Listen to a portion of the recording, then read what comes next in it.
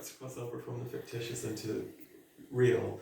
I mean, my lizard brain derived quite a lot of enjoyment from those montages of appalling brutality set to the Bob Dylan song, because I thought, oh, when the baton hit the person and it was right on the snare, it was really gratifying to me in a way that I perhaps don't want to think about very much. But this is one of the things I think that film is There's a funny thing. A few weeks ago, I saw the Asian Dub Foundation do a live play-along to the Battle of Algiers. And it was part of a celebration of Algerian freedom. And I was sitting next to this lady in hijab who was obviously from Algeria, because I was kind of glancing at her phone and things like that. And like at the bit where the French troops are kind of smashing things up, and Asian Dub Foundation going, she was like bopping up. Yeah.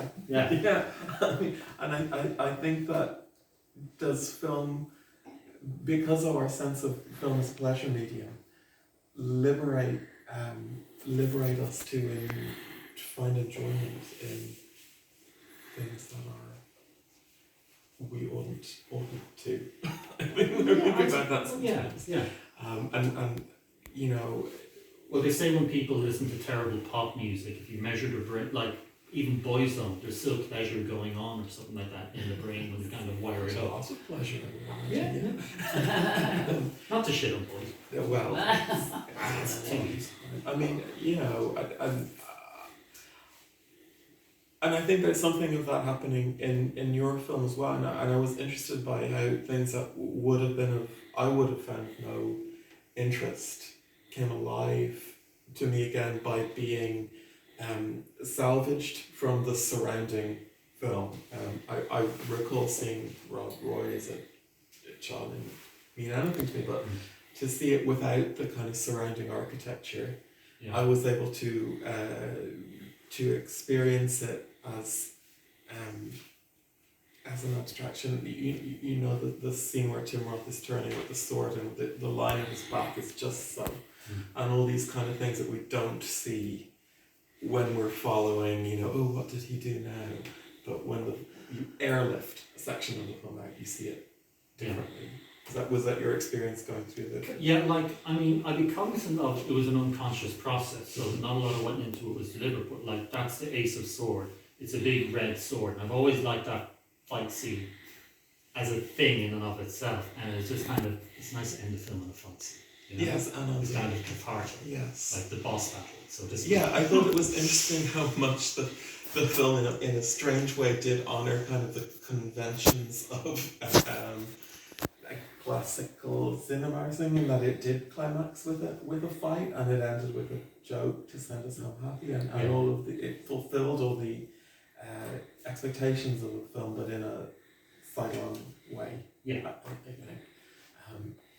So I thought we might ask for questions. Any questions? I don't have a question, but I've seen the film before, and definitely ending on that fight was a great idea, and that fight is definitely the best bit of Rob Roy, and I think he did us all a favor by pulling it out of context and just letting it play. It made it much more satisfying. I remember saying to you the first time I saw the film, I'm glad you ended on a joke, because art films don't normally have jokes in them, or much of a sense of humor, or much ambiguity in a way, or it might be a kind of like framed or contrived ambiguity, but it's not in context, so it's just like, here's the feeling of ambiguity, so you feel artsy. No, I enjoyed it, but otherwise, like, was there a reason you picked the grand tableau for the card spread, or was it? It wasn't like I just kind of, random Googling, okay, what spread do I do? I think I did the room soup course on tarot, so I kind of, but I do these, it's a website run by a guy who's, I like him, but he did double down a little bit on the whole coronavirus thing, Okay. But, it's like often the people who do these things, it's not really about them, so to speak. So that's where I learned to tarot from. I think he mentions it's Grant and that as well. That's one of the things I did in my indulgent period. Like I did a lot of room soup courses just to kind of muck about. Well, on the So- subject, I suppose, of taking what you will and leaving the chaff behind, I suppose I was interested also in the religious material that you use in the film, particularly about Yeah. Francis. And I recognise, I think, Zeffirelli's Brother, Sun, Sister Moon, Rossellini's God's Jester, is that the title? I'm not 100% sure. It's a lovely film, like little vignettes of kind of stories from Francis of Assisi's life. Yeah. Interestingly, with Francis of Assisi, some people reckon that he could have done a breakaway religion. Like he was like a Jesus Christ type figure, and the Catholic Church kind of gobbled it up like Facebook gobbling up Instagram or something like that. So literally the image of them building a church over his nice little church, which I juxtapose that horrible VHI building that. Like I'm not pro-Catholic Church, but that fucking thing is disgusting. Yeah. I mean, I find Francis Not very... anti-Catholic Church either, but that's a complicated conversation. Yeah, So it's beyond the you know. scope of our Q&A. Yeah. I find Francis a very interesting figure, and is I was always I found the story of his life very moving. For that, the reason of his fractious relationship with the church. Also, Francis was a leper and died of leprosy, and I didn't know that. he went to fight in the Crusades and contracted leprosy. Yeah. And when he was dying, his last request was that his clothes be taken off and he be laid naked on the ground so that he could be in contact with the earth. So very touching story. But I have to say, one of the parts of the film that I love most, and how intentional was this, when you went straight from Francis, who we associate with the story of Francis and the Wolf, to An American Werewolf in London. Was that you, or was that the cards? So it was literally just he was talking about transformation in that, as it was the most famous transformation scene in cinema, and maybe the scene from, like there's other ones, but that one just, again, it seemed to fit, and when I put it in there and I overlooped it over the footage of Connemara, I found that when I faded one and over the other, the stream seemed to mirror his kind of back and things like that. Again, it was one of those things where I put that bit in and it kind of clunked into place. Yeah, and there were a few places where I felt that. Another was when one of the speakers spoke about the words "once upon a time," and early in the film you have a very, very brief moment from Cocteau's Belle and la Bête where that begins with a sort of disquisition from Cocteau on the power of those words once upon a time. So there were these interesting kind of resonances between the film or between the pieces. Yeah. And we probably know that people who saw that film wrote in angrily to Cocteau because he loved the beast. That's the bit where he's turned back into a man and people are like, I love the beast, he turned him into this horrible man. I know, yeah, well, it was the same in the Walt Disney, the beast is so sexy, and he turns into this Chippendale at the end, and you wonder why she will possibly choose it. But it was, in some ways, I think, interesting that we, as viewers, don't always know how much of this is your intentionality and how much of this is you following the prompts of your intuition, which are quite different. Well, it was all intuition, mostly intuition, I think. Like, again, some of the things were things that have always struck me.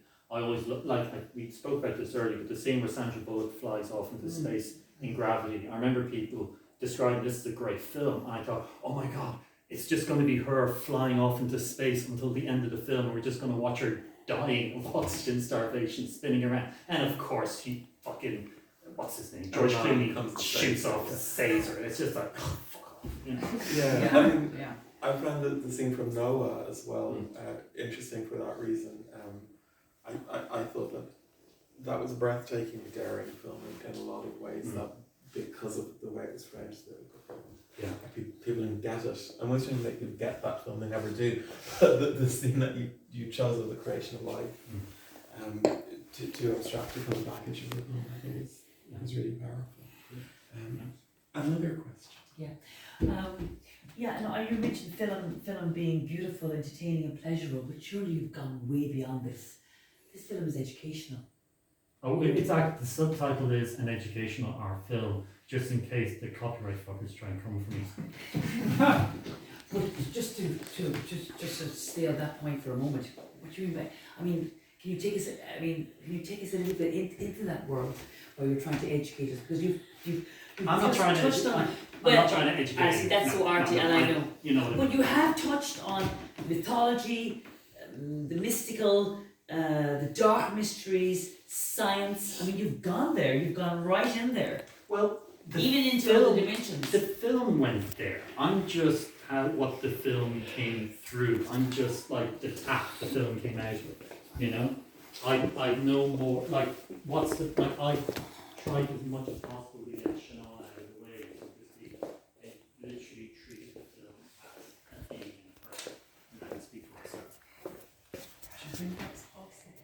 Absolutely. I was interested that there's several excerpts from David Lynch in this. Yeah.